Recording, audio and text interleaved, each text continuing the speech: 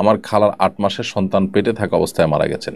খুব সম্ভবত গর্ভস্থ শিশু পেটের মধ্যে মারা যাবার কিছু সময় পরেই খালা মারা যান। ওনার মৃত্যু কি শহীদি মৃত্যু হবে?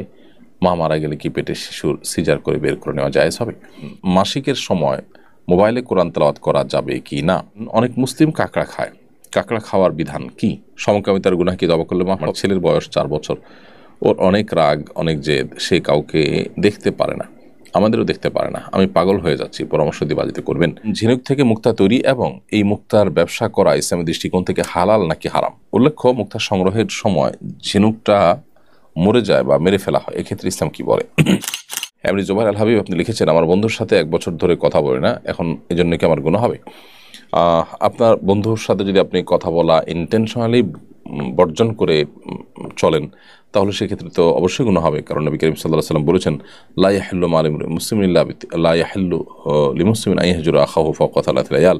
কোনো মুসলমান তার অন্য মুসলমান ভাইকে 3 দিনের বেশি বর্জন করে, বয়কট করে, তাকে বাদ দিয়ে চলা, এটার সুযোগ তার নেই। 3 দিন পর্যন্ত আপনি অভিমান করতে পারেন, আপনার কষ্ট, আপনার দুঃখ আছে, সেটি আপনি আপনি মাথায় রেখে বা সেটির কারণে আপনি 3 দিন পর্যন্ত কারোর প্রতি আপনি দুঃখ, ক্ষোভ বা আপনার মনের কষ্ট সেটি থাকলো। কিন্তু সেটা যদি আপনার নিয়মিত হতে থাকে, সেটা যদি আপনার প্রায় আপনার বছরখানেক যেমনটি বললেন এরকম হতে থাকে বা 3 দিনে বেশি হতে থাকে, তাহলে সেটা নাজায়েজ হবে। হ্যাঁ, একটা হচ্ছে কাকতালীয়ভাবে কথা বলা হচ্ছে না, ইচ্ছাকৃত বর্জনের বিষয় না, সেটাতে অসুবিধা নেই। তানজিল আহমেদ আপনি লিখেছেন, ঝিনুক থেকে মুক্তা তৈরি এবং এই মুক্তার ব্যবসা করা ইসলামী দৃষ্টিকোণ থেকে হালাল নাকি হারাম? উল্লেখ্য, মুক্তা সংগ্রহের সময় ঝিনুকটা মরে যায় বা মেরে ফেলা হয়, এক্ষেত্রে ইসলাম কি বলে? যে কোনো সৃষ্টি মানুষের কল্যাণে আল্লাহ তাআলা সৃষ্টি করেছেন। ঝিনুক মানুষের কল্যাণে, মানুষ যদি ঝিনুক তোলে, মানুষকে সে ঝিনুককে মারে কিংবা সে ঝিনুকের কোনো সুবিধা হাসিল করতে গিয়ে একসময় মারা যায়, তাহলে এটা নাজায়েজ নয়। নির্মমভাবে অপ্রয়োজনে কোনো প্রাণীকে হত্যা করা হচ্ছে কিনা, সেটি হলো বিষয়। এখানে যদি একটা প্রয়োজন এবং নির্মমভাবে হত্যা এখানে হয় না, সে কারণে এটি নাজায়েজ কিংবা হারাম কোনো বিষয় হবে না। প্রত্যেকটা প্রাণী সৃষ্টি করেছেন আল্লাহ তাআলা মানুষের কল্যাণে, মানুষ সেটিকে তার কল্যাণে ব্যবহার করার অধিকার রয়েছে। হালাল ক্ষেত্রে যদি ব্যবহার করে, সেটা করতে পারে। এখানে যেহেতু মুক্তা তৈরি করা হচ্ছে, মুক্তা উৎপাদন করা হচ্ছে এবং সেখান থেকে বাণিজ্যিকভাবে লাভবান হওয়ার চেষ্টা করা হচ্ছে, তো এটি নাজায়েজ কিংবা হারাম কোনো কাজ নয়। শিমলার সাথী আপনি লিখেছেন, আমার ছেলের বয়স 4 বছর। ওর অনেক রাগ, অনেক জেদ, সে কাউকে দেখতে পারে না, আমাদেরও দেখতে পারে না। আমি পাগল হয়ে যাচ্ছি, পরামর্শ দিয়ে বাজিতে করবেন। বন্য শিমলা, আল্লাহ তাআলা আপনার ছেলেকে পরিপূর্ণভাবে সুস্থ করুন, আমরা তার জন্য দোয়া করি। এবং এই জাতীয় সমস্যাগুলোকে আপনি ডাক্তারি যে ট্রিটমেন্ট আছে, অর্থাৎ সাইকিয়াট্রিস্ট ইত্যাদি দেখানোর দরকার। সেটার পাশাপাশি আপনি যে কাজটি করতে পারেন সেটা হলো যে আপনি তাকে কোনো ভালো রাকির মাধ্যমে রুকিয়া করান। কারণ ভালো কোনো রাকি যদি রুকিয়া করেন, আশা করা যায় এই জাতীয় সমস্যাগুলোর সমাধান হবে। ইতিমধ্যে আমরা অনেককে দেখেছি যে তাদের এই জাতীয় সমস্যাগুলো খুব ভালোভাবে তারা সমাধান করতে পেরেছেন। অতএব ভালো কোনো রাকির শরণাপন্ন হবেন। আপনি সোশ্যাল মিডিয়াতে যদি সার্চ করেন, তাহলে দেখতে পাবেন বহু রাকির তথ্য পাবেন। রুকিয়া সাপোর্ট গ্রুপ আছে অনেকগুলো, সেগুলো থেকে আপনি সহযোগিতা নিতে পারেন। আমরা দোয়া করি আবারও আল্লাহ আপনার সন্তানকে পরিপূর্ণ সুস্থতা দান করুন।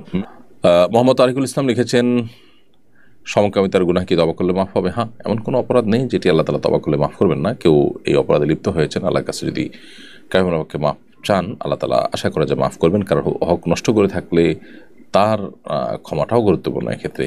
আর যে কোনো অপরাধের জন্য আল্লাহ সুবহানাহু ওয়া তাআলার কাছে মাফ চাইলে মাফ করবেন। এমন কোনো অপরাধ পৃথিবীতে নেই যেটি আল্লাহর কাছে মাফ চাইলে, তওবা করে ফিরে আসলে, অনুতপ্ত হয়ে, লজ্জিত হয়ে ক্ষমা চাইলে আল্লাহ মাফ করবেন না। নাইমুজ্জামান রিয়াল আপনি লিখেছেন, অনেক মুসলিম কাঁকড়া খায়। কাঁকড়া খাওয়ার বিধান কি? দেখুন, হানাফি মাযহাব অনুযায়ী কাঁকড়া খাওয়া মাকরুহ, যদিও ইমাম শাফিঈ রাহমাতুল্লাহ মাযহাব এবং অন্যান্য মাযহাবে সেটি হালাল এবং জায়েজ।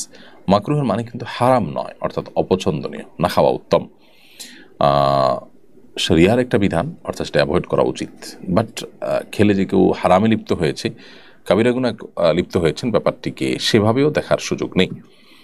আনিকা তাসনিম আপনি লিখেছেন, মাসিকের সময় মোবাইলে কোরআন তেলাওয়াত করা যাবে কি না?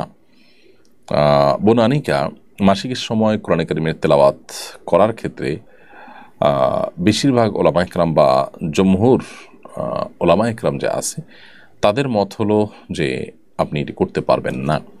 যদিও ইবনে তাইমিয়া রাহিমাহুল্লাহ, ইবনুল কাইয়্যিম এবং পরবর্তী যুগের আরব উলামা ইকরাম অর্থাৎ সৌদি আরব উলামা ইকরাম তারা এটাকে জায়েজ বলেন, কিন্তু জমহুর বা সংখ্যাগরিষ্ঠ ইমামদের মত এটি নয়। তাদের মত হলো যে মাসিকের সময় আপনি কোরআন কারীমের তেলাওয়াত করবেন না।